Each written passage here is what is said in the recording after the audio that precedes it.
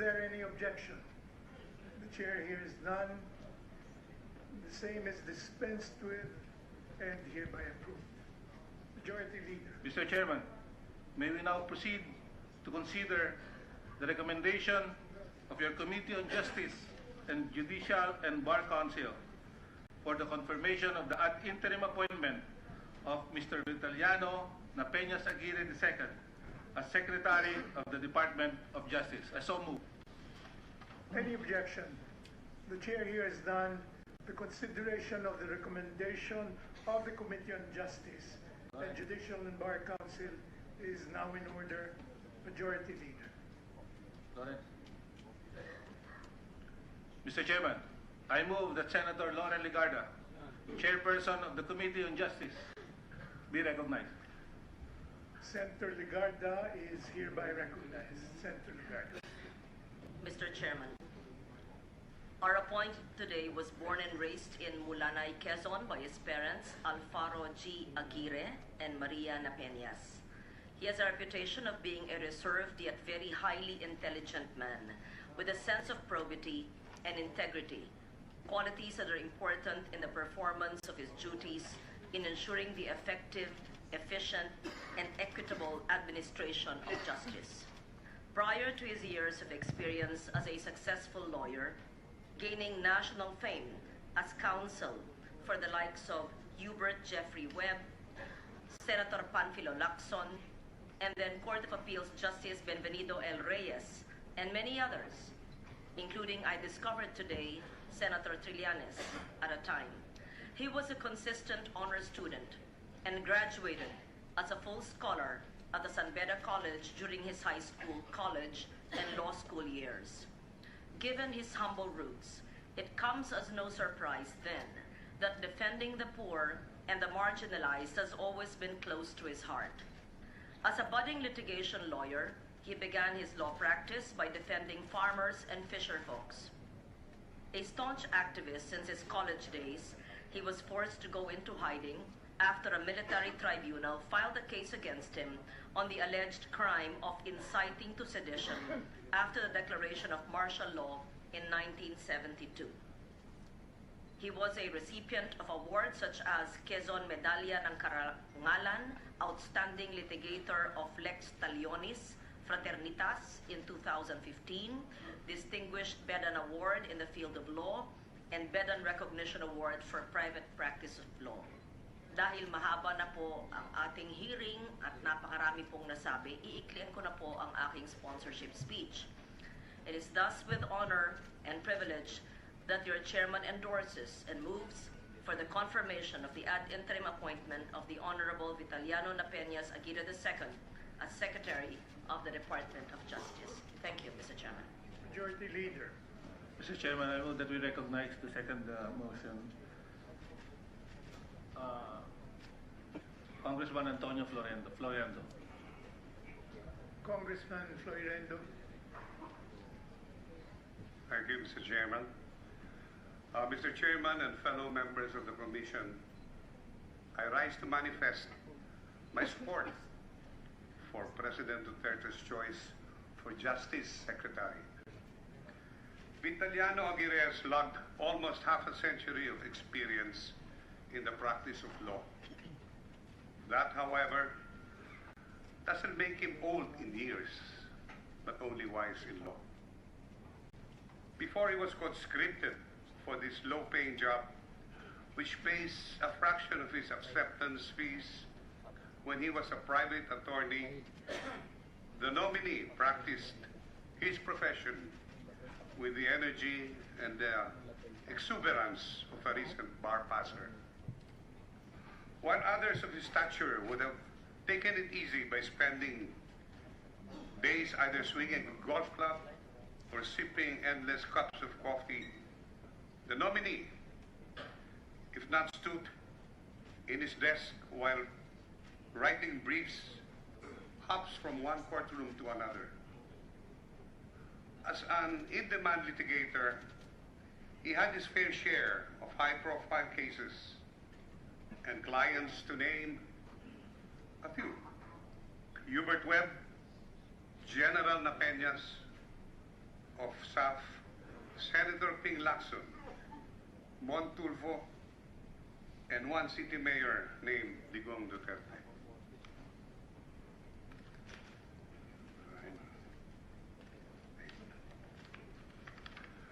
And when an esteemed jurist, now a justice of the Supreme Court, needed a counsel in an administrative case, he chose from one galaxy of lawyers available, one, Mr. Vitaliano Aguirre. But these are just the visible portions of his checkered career. The main bulk remains the services he had rendered to ordinary folks, from farmers in his beloved Bondok Peninsula to an overseas foreign workers swindled out of her last peso by recruiters to laborers deprived of their wages. And whether his client is a president or a pauper, a widely read journalist or an unlettered peon, he gives them the same rate counsel that they deserve. He's a good lawyer because he knows the law and not because he knows the judge.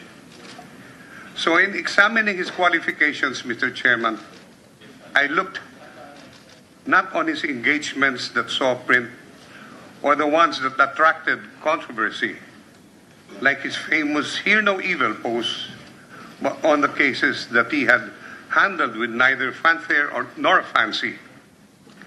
Because a lawyer's body of work which attests to his fidelity to his oath can be found not in newspaper clippings or TV tapes, but in the largely unheralded work lawyers do to keep the wheels of justice moving.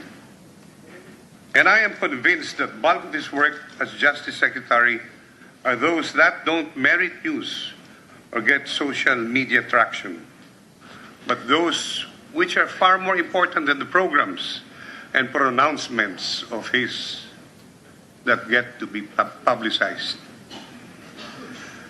Because dispensing justice does not require flashy moves or flamboyant actions in front of clicking cameras, but mostly humdrum routine work in a lonely desk when all the lights in the building have been turned off except yours. These are recommending parole or pardon for old and sickly personnel, modernizing the immigration system so that tourists get the red carpet while terrorists get the boot, assigning public attorneys to where they are needed more and most, advocating alternative dispute resolutions, lightening the load of government, corporate counsel, and monitoring the velocity of cases handled by prosecutors. I think he will teach every paper that will land on his desk with the same attention to details that he crops his bonsai plants, and that he will go to the bottom of each case the way we descend to the deep sea as a diving aficionado. I believe, Mr. Chairman, that the nominee has the strength and the stamina, the intelligence and the industry, the dedication and the discipline to do the above and all other tasks required of him as Justice Secretary. I therefore second the confirmation of Mr. Vitaliano Aguirre II as Secretary of Justice. Thank you. Next to second, Mr. Chair, would be Senator J.V. Ejercito. Senator Ejercito. Good afternoon, Mr. Chairman, distinguished colleagues. I'd like to take this opportunity to manifest my support for the confirmation of Justice Secretary Vitaliano Aguirre II. Justice Secretary Vitaliano Aguirre has been a consistent honor student since elementary. He obtained his Bachelor of Laws degree from San Beda College of Law and graduated cum laude. After passing the bar in 1971, Justice Secretary Aguirre began his exceptional track record in the government service, private sector leadership, and notable socio-economic engagements.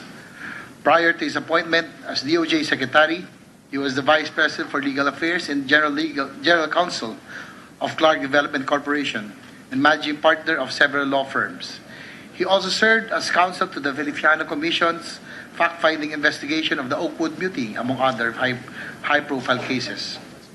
Recently, he has been conferred several citations and awards by reputable institutions for excellence in the practice of law and related professional endeavors. Per Resolution Number 260, adopted by the House of Representatives, Secretary Aguirre received a commendation for his pivotal role as private prosecutor of the House prosecution team during the impeachment trial of Chief Justice Renato Corona in 2012. Mr. Chair, Secretary Aguirre's career milestone is comparable. His knowledge of the law will make us hope that the justice will be carried on and the rule of law will be followed. With this, I earnestly second his confirmation as Secretary of the Department of Justice. I so move, Mr. Chair. Majority Leader. Yes. Then the last would be, the second would be Congressman Ben-Hur Salimbang. Congressman Salimbang. Mr. Chairman, my dear colleague, it is my honor to second the motion of the Honorable Senator Loren Ligata for the confirmation of the ad interim appointment of Mr. Vitaliano Aguirre II as Secretary of the Department of Justice. We have already heard of so many of his qualifications. No doubt, as Secretary, he will be able to do what is expected of him. Not only that he is a seasoned litigator, he is also, by the way, a licensed diver, a proud father of 3 accomplished gentlemen, awardee of San Vida Law Alumni Association as its distinguished alumnus. It is my honor and my pleasure to also second the nomination of Secretary Aguirre. There is a motion duly seconded for the confirmation of the ad interim appointment of Mr. Vitaliano Aguirre II as Secretary of the Department of Justice. Are there any objections? The Chair hears none. The ad interim appointment of Mr. Vitaliano Aguirre II as Secretary of the Department of Justice is hereby confirmed. Congratulations.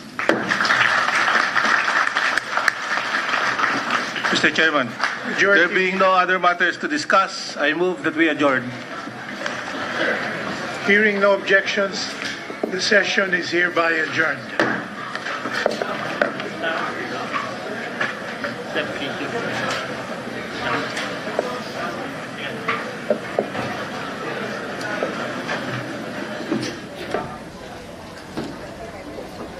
Justice Secretary Vitaliano Aguirre has just been confirmed by the Commission on Appointments as the Secretary